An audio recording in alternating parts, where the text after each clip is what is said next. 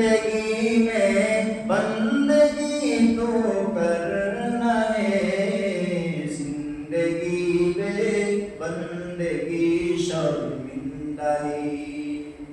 দুনিয়ার মধ্যে এসেছি 2 দিনের জন্য, দুনিয়ার মধ্যে আছি কিন্তু দুনিয়া মে হুম, দুনিয়া কা তলবগার না হুম।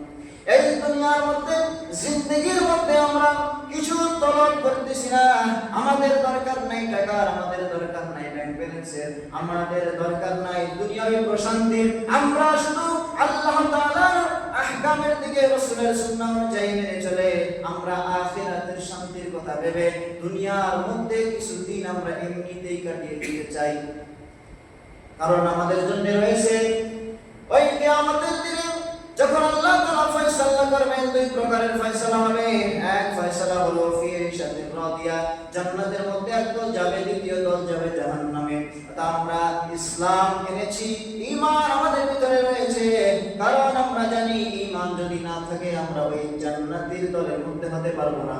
আর যদি আমাদের মধ্যে ঈমান থাকে, আমল করে আল্লাহ রাব্বুল আলামিনকে খুশি করে, রাজি করে, রাসূলের উম্মতের পরিপূর্ণ হক আদায় করে যদি দুনিয়া থেকে যেতে পারি, তাহলে আমাদের ঠিকানা হবে জান্নাত।